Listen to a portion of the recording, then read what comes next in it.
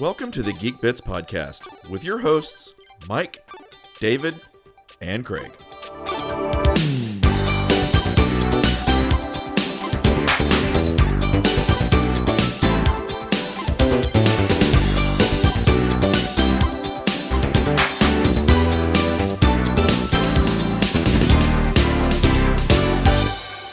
All right, well, welcome to the new Geekbits podcast. This is episode 3, but it's technically the first official release of the Geekbits podcast.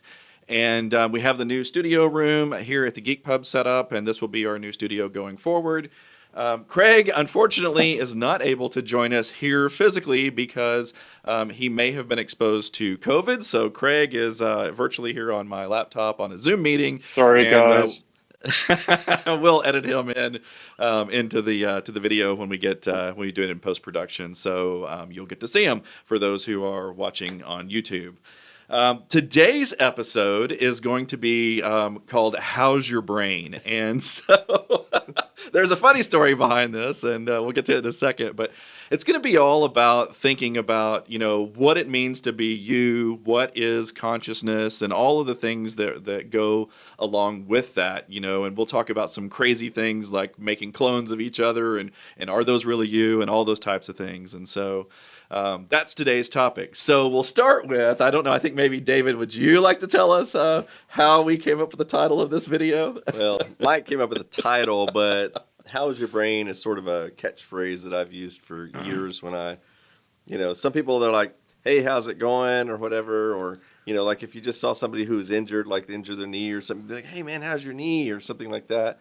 And I just always thought it wouldn't be funny, like if somebody had an issue with their brain, you're like, "Hey man, how's your brain?" It just like, and you've been doing that since we were kids.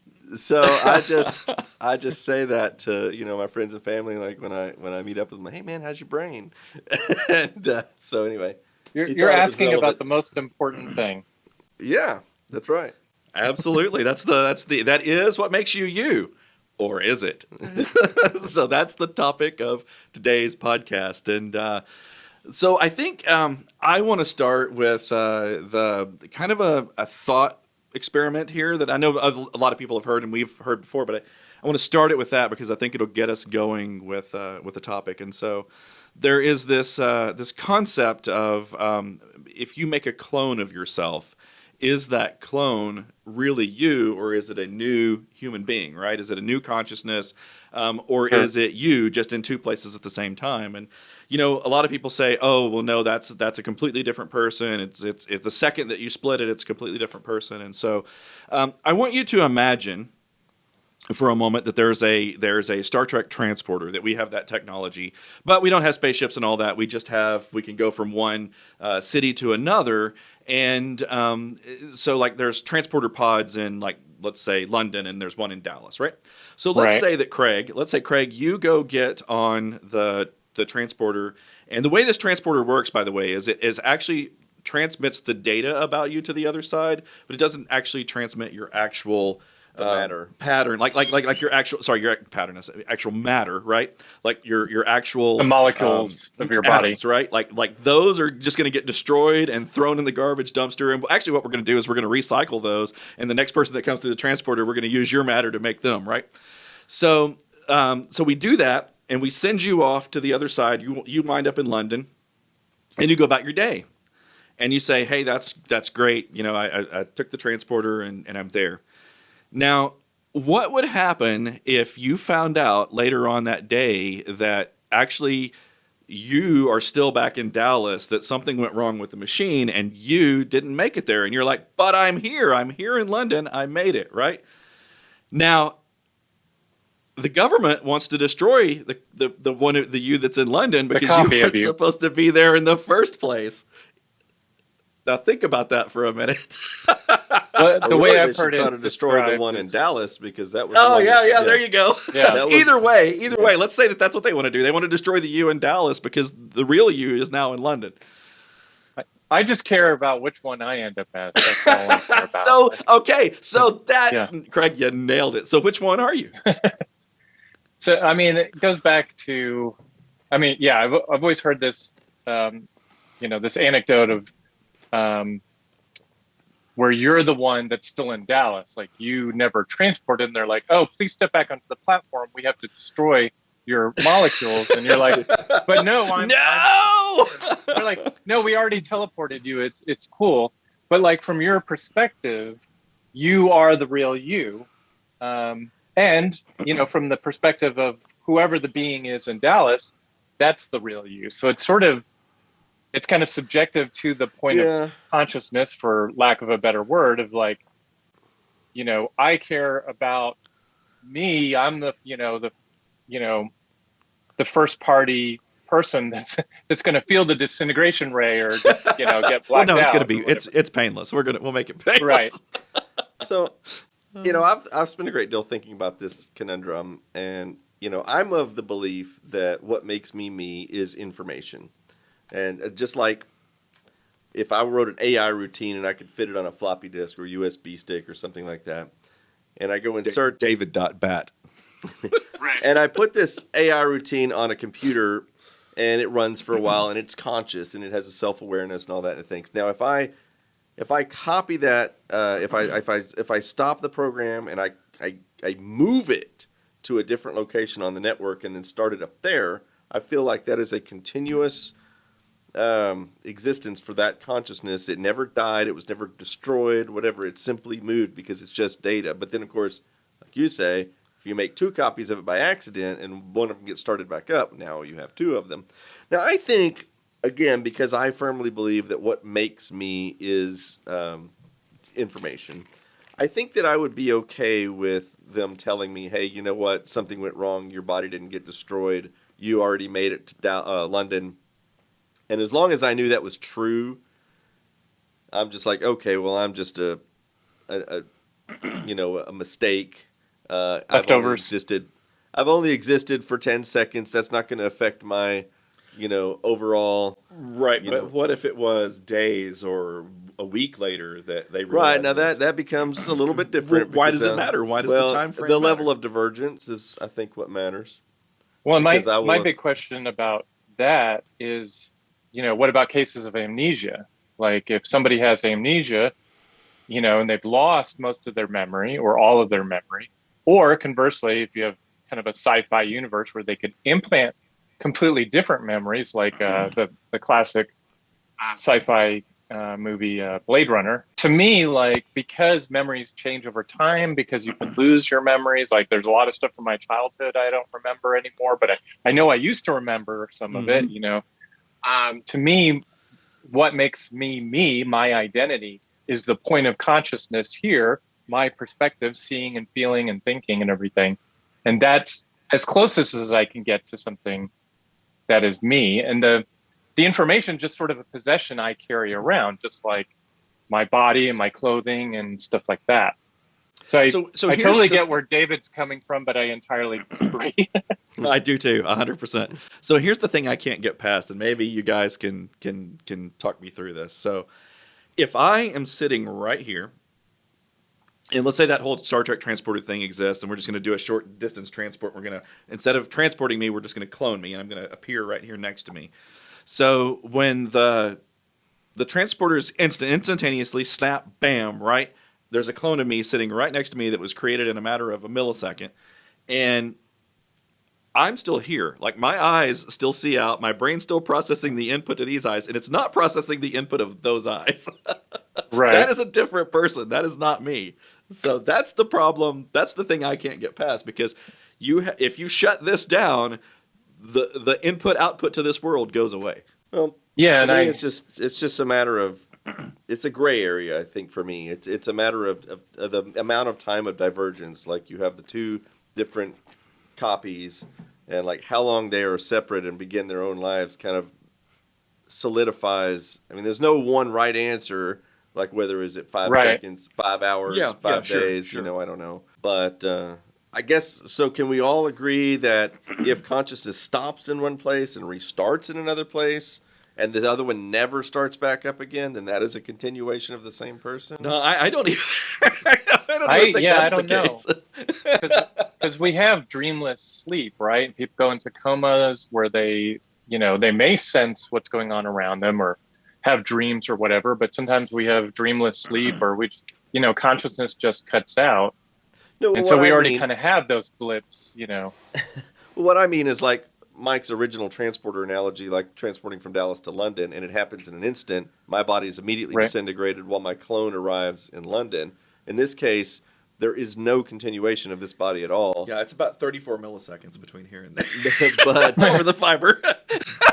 but my memories and my consciousness and my body and stuff lives on as a perfect duplicate copy somewhere else, and I'm totally fine with that, as long as I know it's going to work that way, and there's no chance of me waking back up and then them having to come terminate me, Chase you down. And, so, Run, okay, so runner.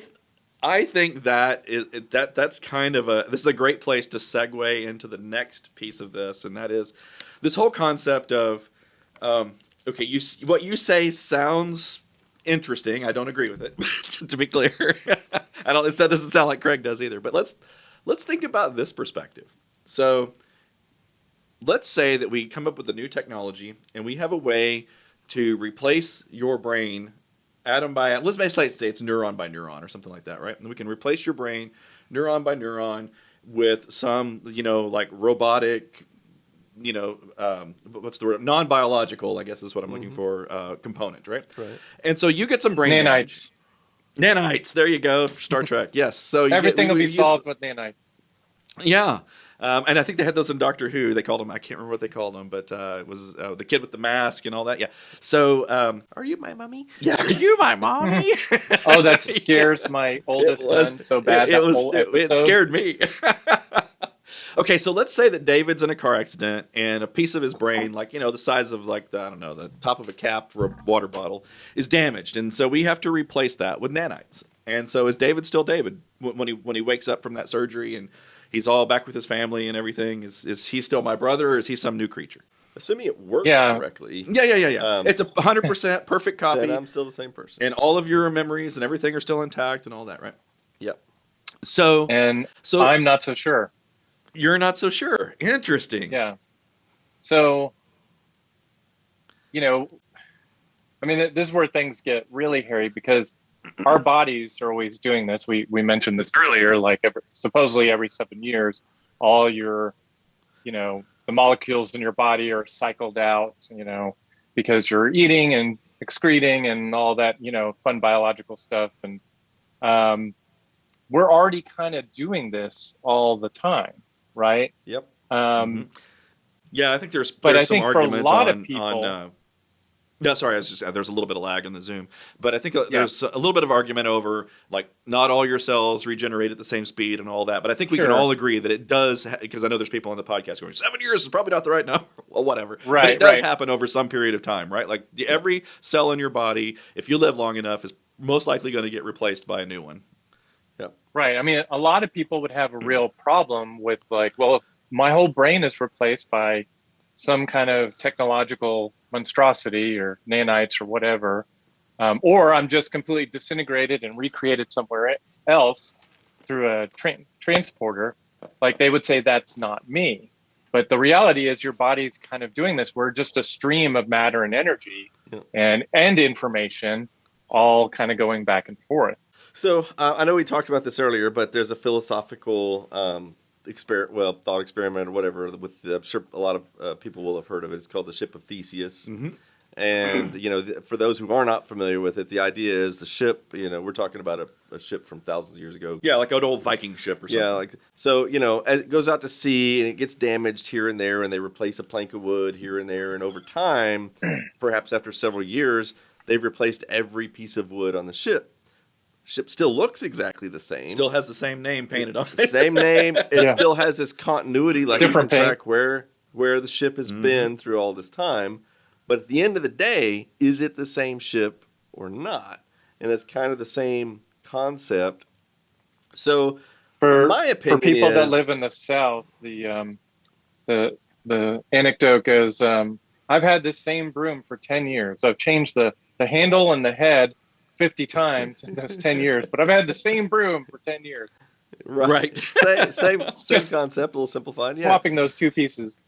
So I want to bring up a discussion point. So hopefully maybe when you're editing this, you can throw some pictures up or something. There was an episode of Doctor Who back in the 1980s, and it was called Fort Doomsday.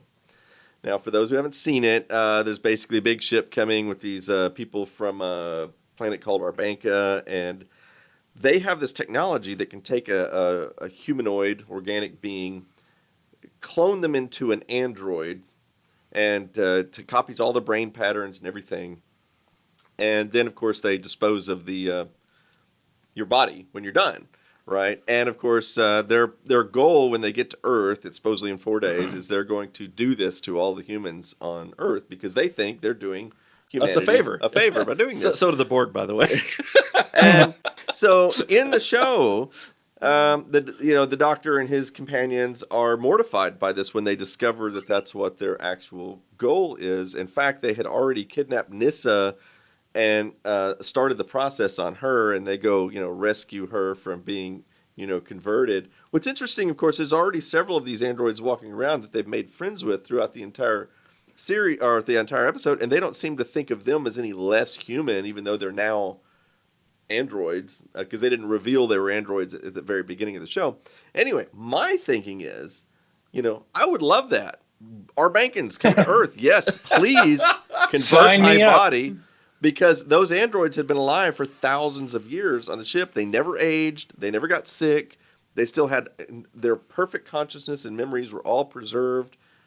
I would love that. Please upgrade my meat sack. Yeah, well, they called it the flesh time. So let me ask you a question, David, because this is a fascinating thought process, because I honestly don't see that as being much different than the Cybermen or the Borg. The only difference is that they want to control you, right? Mm. But let's assume that the Borg came to America, or not America, Earth. Let's say that the Borg came to Earth, and they said, "Hey, David, we want to upgrade you. We want to make you a Borg, and we're going to let you still be in control of yourself, but we're doing you a favor because our technology within the Borg will continue to regenerate your flesh and your brain and all of that, and you'll live thousands and thousands of years with your Borg upgrade." Would you be in favor of that?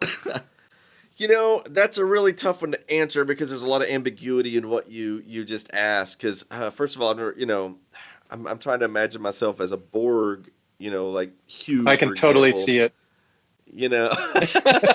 I don't know that I would necessarily like that existence because I wouldn't really be exactly like me. The analogy I gave with the Doctor Who episode, when your conversion is done, it's an exact duplicate. It's exactly it. You don't look any different. You don't act any different. You don't feel any different. Where being a Borg, I don't know that I would want to be a Borg. Have hoses and crap all over you and everything. I'd have to think about it. Well, okay, so let me ask you this then. So We'd I was all just be listening. Slightly paler than we are now. We're still pretty pale, but we would have all the white makeup on. Hint, yeah. So let me ask this question then. So if you are okay, so but on the way over here, I was listening to the Joe Rogan podcast, the most recent one that has Neil deGrasse Tyson on it. So I think that's from a few weeks ago. I just hadn't listened to it yet.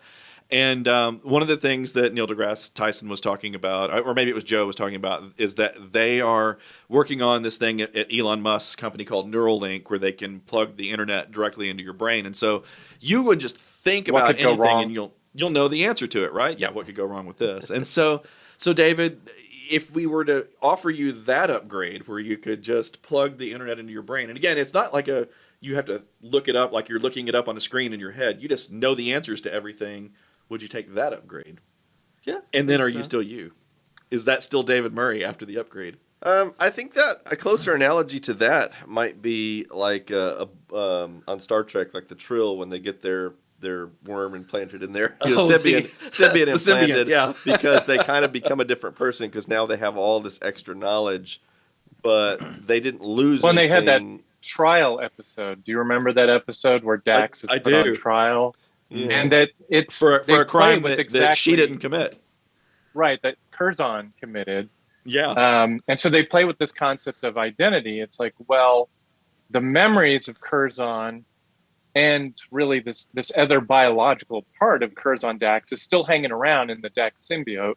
But then Jadzia is completely innocent of this. Like, she's a new person. And the way Cisco puts it, or maybe it was, I don't remember who said it, but I think Cisco was kind of defending her. But it was, I'm sure everybody will correct me for getting the episode wrong in the comments. But the idea was like, he's like, well, no, it's a brand new being. Like when Dax became part of Jadzia and their consciousnesses merged and their memories combined, we have a whole new being that is neither Jadzia nor Dax nor even Curzon Dax, right?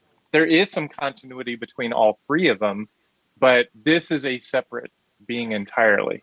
And I love one of my favorite episodes because it plays with all of this. It's really concept. interesting. I kind of wish I had watched that episode before this because that's a really deep, thought provoking episode. So a similar episode would be from Voyager. It was called Tuvix, where Tuvok and Yes. Neelix are merged Neelix. in one being, and then he doesn't want to go back once they figure out a way to reverse the process. 'Cause Again, he's like, through a "I'm new transporter person." accident, Yeah. which maybe they should just get rid of the transporter so they can stop creating all these clones and combined Yeah. chimeras. The transporters are evil death machines. I don't care what anybody says. Always. Yeah, I'm not fond of the way they portray transporters because you can go through so many different episodes between Next Generation and Voyager and Deep Space Nine and all these weird things, and there's a lot of inconsistency in the way that they work. Because I give you an example, like the one where they turn the crew of the Enterprise into kids, because they're like, oh well, some little thing was taken out of their genes. I'm like, well, the transporter shouldn't be reconstructing you from genetic material. It should just be reconstructing you from literally like matter, like like an image, like you scanned an image. Exactly, and whatever. it's like a particle scanner. This is the exact problem that I had with the episode where Barclay could see like creatures inside the transporter stream. It's like that's not how transporters work, or shouldn't be how they work. Yeah, shouldn't be how they work. And that whole episode was also confusing. I'm like, well, it's supposed to be information, so I had like a couple of problems with that. Same sort of issue that David's saying. Like, all right, well, if they're going back to being they were kids, and then we ran them through the transporters, and now they're adults.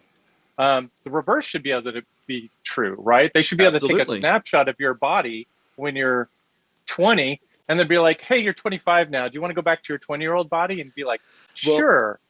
But they at the sort same of time, covered that concept. I mean, I didn't do it, but they sort of covered that concept in the Next Generation episode where Scotty was stuck in the transporter buffer for 20 or 30 years. He was it was almost like a storage medium at that point. Well, right. That's a little different what Craig was saying. Craig's basically saying they could use the transporter as essentially the fountain of youth. And the funny part is, okay. I found it inconsistent because, you go to that episode, what was it? It was a movie called Insurrection where there was this, they found that planet that could sustain people as youth. right. For young people indefinitely because of the rings around the planet or whatever. And it was such a big deal because everybody wanted it. And I'm like, well, they should already have that. Just use your with the transporters back in an earlier episode, and nobody seemed to care after everybody wanted to get old again. I'm like, why would Picard want to get old again? That's not how people would really be. I guarantee you, I'm only 46, and I'm already wishing I could step into the transporter and be 20 again. Oh my God, me too. Yeah, totally. Me too. I can only imagine. But the other when problem I'm with that 60 or episode 70. is like, even, and maybe they addressed this, I don't know, but even if they were like, okay, we're going to change you from age 12 back to age 30 or whatever, wouldn't you lose all your memories? Like if they're doing an exact duplicate of where the transporter kind of did a hard drive save, right, of what your body looked, well, your brain and your memories they're part of your body. And this gets into like mind-body dualism, which I think, at least far as the memory part, we know isn't true. We may not understand consciousness. Maybe there's something, quote, mystical or mysterious about that. But at least as far as our memories, that's kind of hard-coded in your brain cells. And yeah, I would agree. So, I mean, they're basically trying to say the transporter is rebuilding you from genetic instructions. That's why the body is now younger or older because it's missing some key. Well, that doesn't seem conducive to being able to copy brain patterns if it's trying to regrow your brain from, genetic information. So, like I said, big plot hole there, not very scientifically accurate. I mean, it was a fun episode, but like a lot of Star Trek Right. episodes that we could talk about, There's a some lot of serious, fantasy involved. serious flaws. in Lots of that. fantasy in there for sure. Okay, well, I think it's time to move on sort of to the next piece of this topic. And so that is this whole concept of that we started it sort of, and then we kind of moved away, but now we're going to come back. And that is the whole, replaced a piece of David's brain with this device, these what did you call them? Nanites? Okay, Right. so the question that I have is, how much of David's brain do we have to replace with those nanites before David's not David anymore? And let's assume for a second that what we're actually doing behind the scenes, but we're not going to talk about this yet, but what we're doing behind the scenes is we're actually collecting all of the pieces of David's brain and freezing them and storing them so we could reassemble them at some point later. So David's not going away. But yeah, so let's say that we replace all your neurons, one neuron at a time over a period of time, whether it's 5 minutes or 15 years. At some point, your entire original brain is gone. It's in my freezer. When did you stop being David, and when did you start being the new creature? Well, like I said, with my philosophy of my continuing consciousness and being information, I never stopped being David. So who's in my freezer? A copy. No, you're the copy. A copy. I mean, you can have two copies, but yeah, so. Okay, so let's add a little bit more flavor to that. And Craig, I cannot wait to hear your opinion on this. It'd be an outdated copy, by the way, because some of the information stored in the frozen brain would be... Sure. What if along the way, so we're making a copy of your brain neuron by neuron and replacing it one neuron at a time. And then, but what I was actually doing is I was taking your brain and I was putting chunks of it in the freezer, but I was also making a second copy and storing it in my bookshelf. I'm sure it'd be decomposing in your bookshelf. No. Man, these are the nanite all version. over the place. I have a third copy of your Okay. brain that's a nanite version that I'm keeping up to date. Every time I take another sample of your neuron, I bring that one's all its memories and everything. He loves you so much. He wants two I had- backups of you, David, Two backups of David, his Yeah. original juicy flesh brain, and some more and nanites. a nanite version. So, or which one of those, Craig? I'm gonna ask Craig because I want to get his opinion on it. Craig, which one of these Davids is the real David, or are any of them anymore? So, I mean, you'd put me in the hot seat, right? I know- don't want I to know give the away answer. the It's the punchline. one that it's when it gets to 8 neurons, we can't go past that. Right, because it's the 8-bit guy. I mean, I don't want to. I didn't want to say this until the end of the episode, but like my solution to this, is that our whole concept of identity, of personal identity, is just flawed to begin with. Like, I think that's the real part. We're not just a point of consciousness. We haven't talked about this yet, but you have split brain patients where you can take a brain and you cut the corpus callosum, and this was done because of the polio disease and stuff like that. Thank God for vaccines. People that had seizures and all kinds of stuff. Yep. Right. And so they did experiments where, and you mentioned this earlier, where, one side, if you hold up, a hand over your eye, one side could see and respond to stimuli, but the other side couldn't. It looks like, from what we know, that the brain can easily be split to two conscious beings. So basically. You're And right, so but there's that's a just problem an with that. extension. There's a problem with that though, and that is that some pieces of your brain, and I can't remember which all ones they are, but I think like the vision center is like only in one side of your brain, which Sure. is why the guy could only see if you covered one eye, he couldn't see because the other side doesn't have a vision center. So it wouldn't be exactly two copies because one of them would have more functionality and lesser functionality Right. depending on which.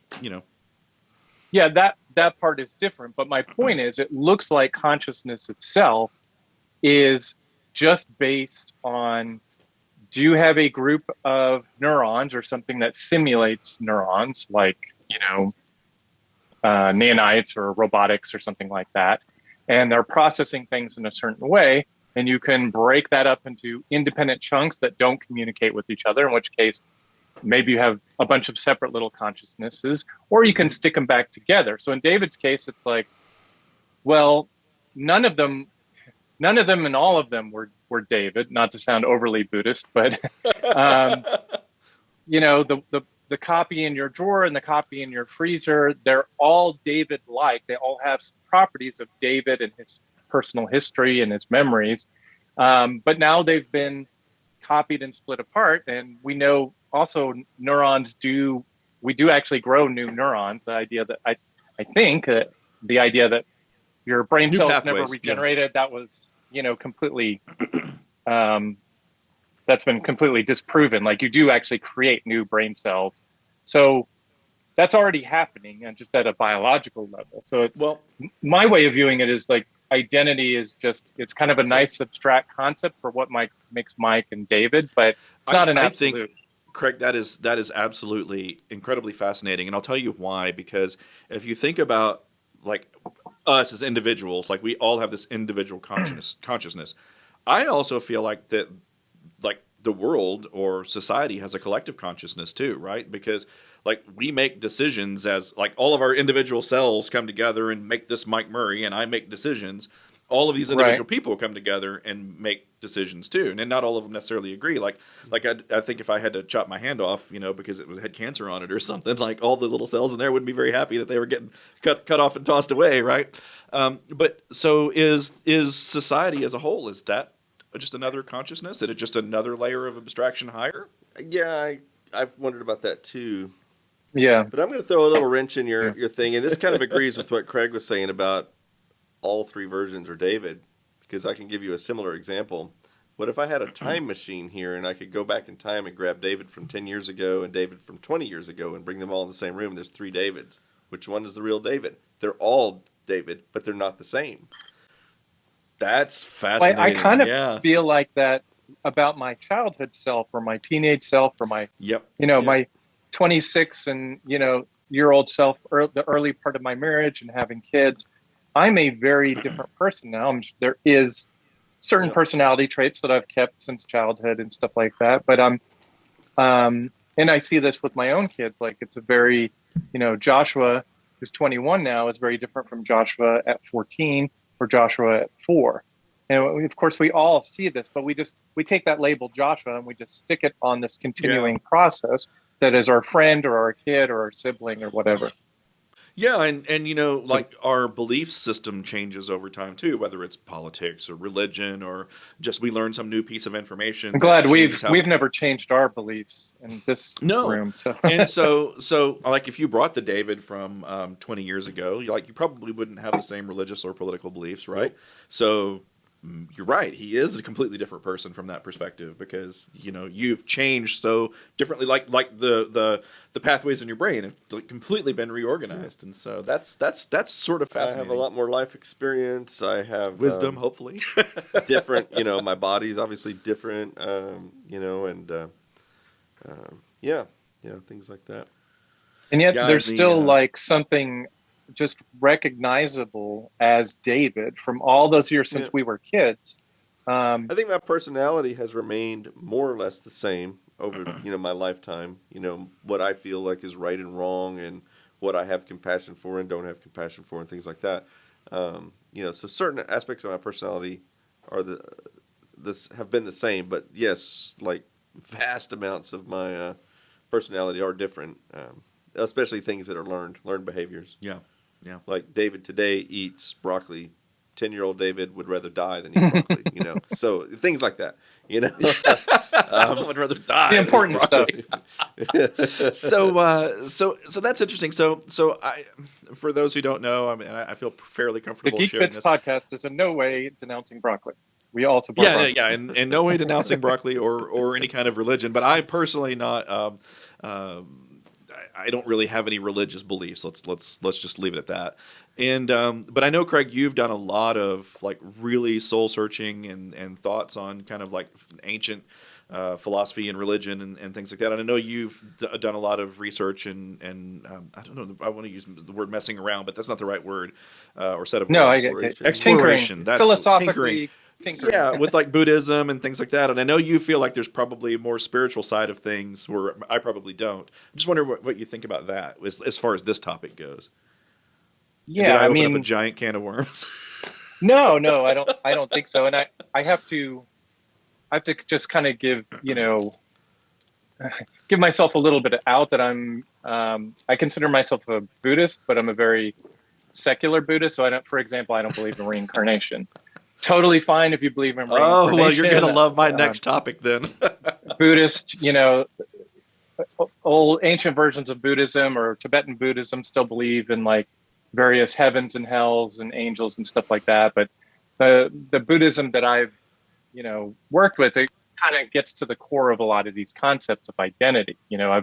Most of what I've studied is Zen, and there's some mystical elements of Zen, but a lot of it is kind of questioning all of this, like the assumption that you, Mike, are an individual, a discrete, conscious individual identity, and David is a separate one, and these can't be duplicated or split apart, and they're, this is where you kind of get the idea of the immortal soul. You feel like you're just this never-ending process, right? That's going to keep floating around. You're you.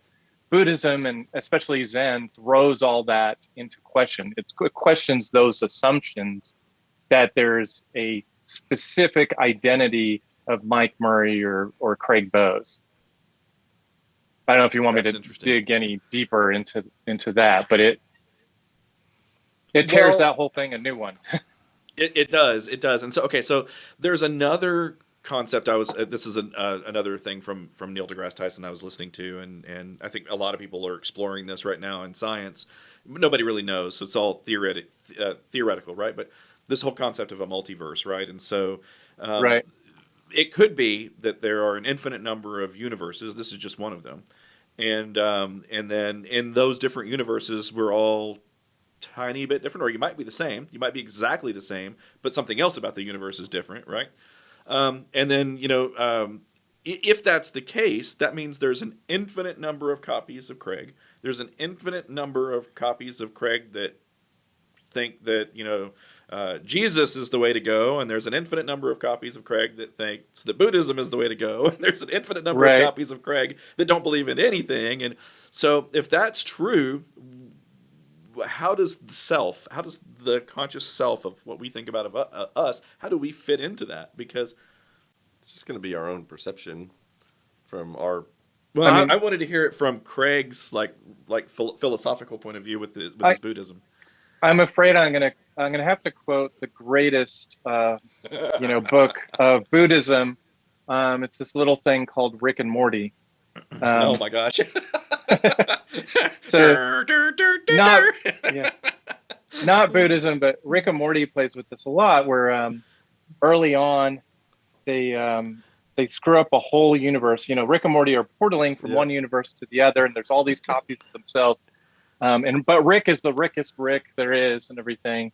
And I remember this. But episode. At one point, C-138 I think is the or 137 is it? Yeah, I can't remember. Yeah, the correct universe that they come from, that Morty actually comes from. But there's one where they screw up and everybody's these blobs with tentacles and everything like that. And Rick's like, well, I've got, I can only do this a certain number of times, but I've got a fix for this. And they just go to another universe where they have already died. Rick and Morty had died seconds before, and they just bury their old bodies. It took their places. Yeah.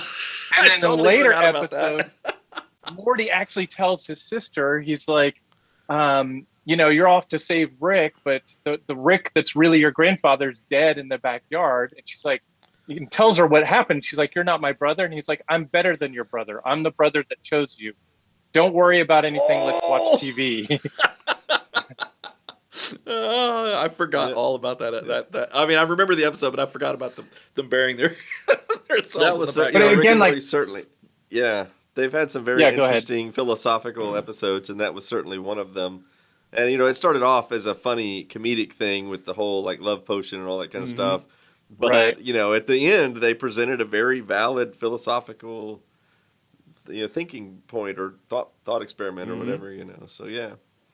Yeah, and to Morty, it doesn't matter. He's like, okay, well, my sister is also back on the old planet fighting the blob things, the Cronenbergs. I kept trying to remember what those are called, the Cronenbergs. And but then my sister is also sitting here in the living room with me watching TV, and it doesn't matter. She still looks like my sister. She has my sister's memories. She acts the same. It just doesn't matter. And they play with that a lot, like, who's the real grandkids and the real Beth. They cloned Beth at one point. Yeah, well, Futurama has two contradictory episodes. One where it's called the Parabox episode, Farnsworth Parabox.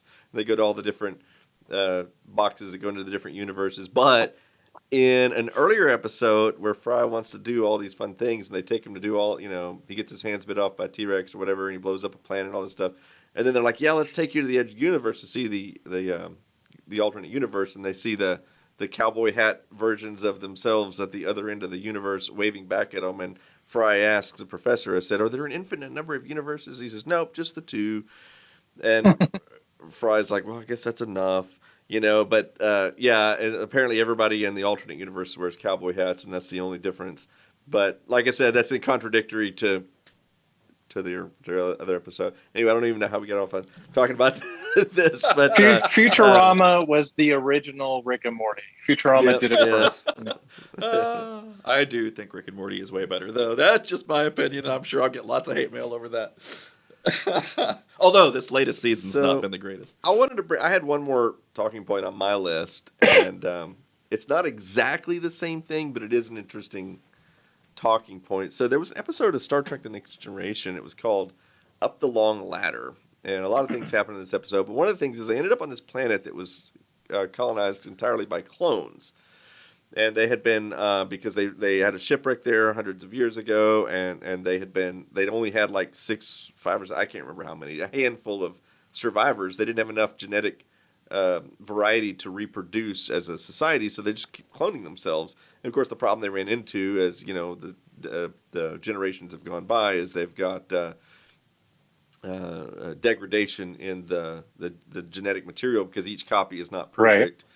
And so they're wanting a fresh infusion of genetic material from the Enterprise, and nobody on the Enterprise volunteers to allow themselves to be cloned.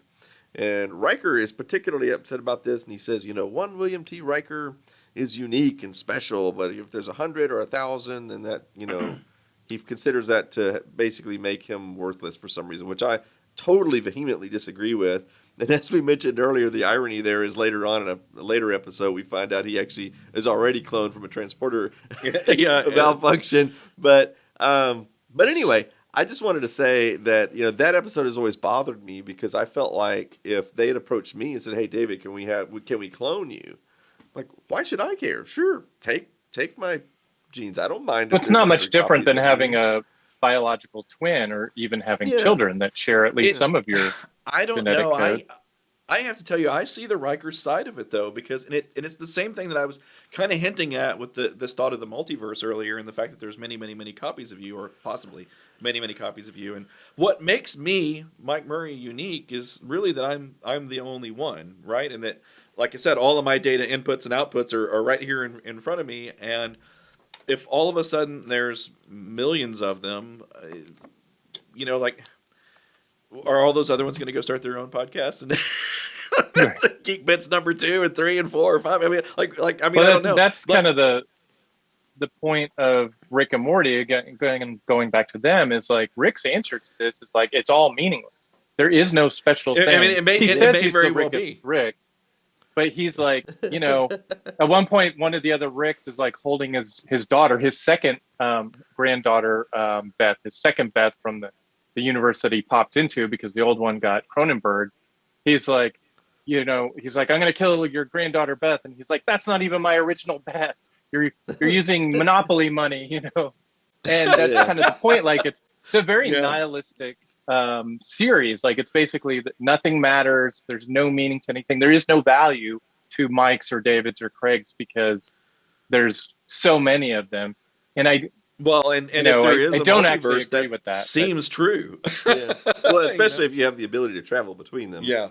So I'm curious, like, why would you, like, when I think about the whole cloning thing and nobody wants to be part of it, but David is like, yes, sign me up. I want to be cloned, right? Well, I think about that from a perspective of, well, that might be interesting if I was going to be my consciousness was going to go into a clone and I could live forever kind of thing, and I keep learning and keep growing and explore the universe and all that. But in their particular case, that's not what's happening.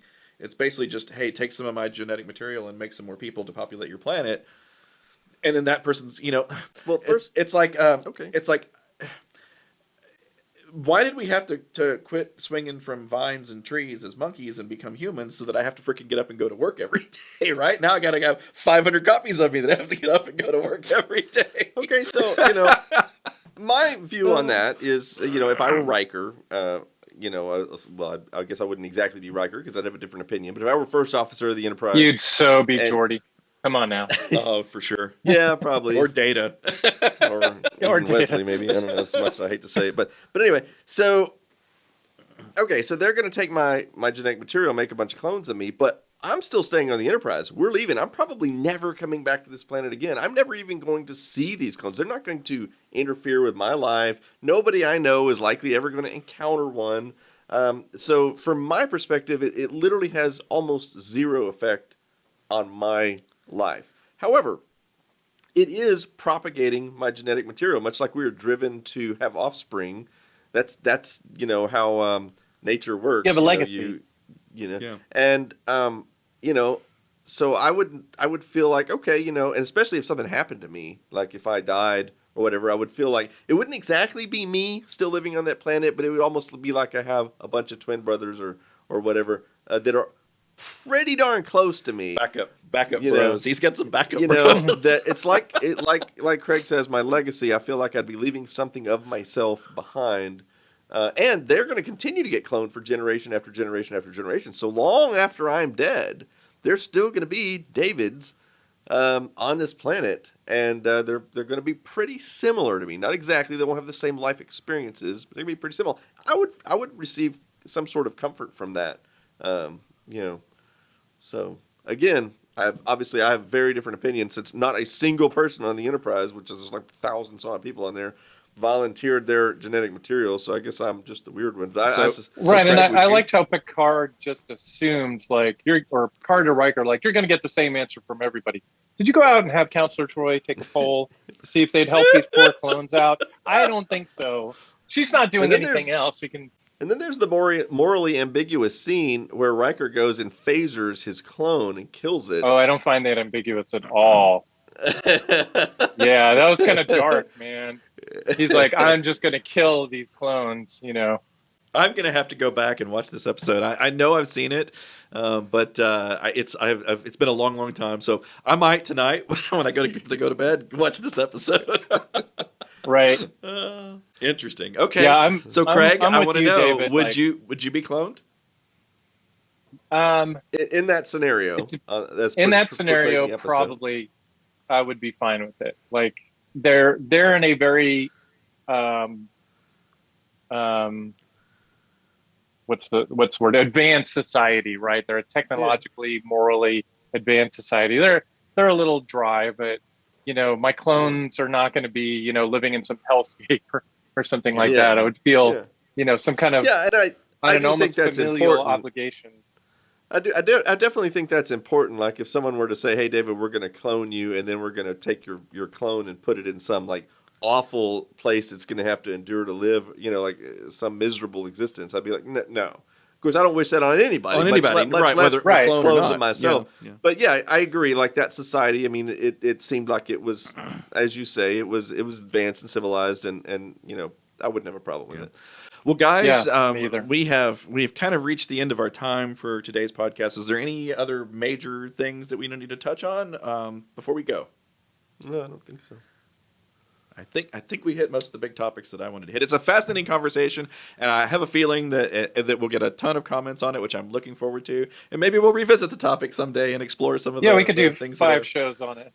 Probably, because I can think of at least 10 more things to talk about around this topic. Okay, well, I'll close this out. So thanks, guys, for listening, and girls, and androids, and monkeys and creatures from other universes, or Skynet. or whoever's listening to us today for listening to the Geekbits podcast. If you don't know, we're on video on YouTube. You can find us on Spotify as well as Google Podcasts and iTunes, and pretty much anywhere there's a platform that can be syndicated. We're there, and so look us up, and we'll see you in the next podcast.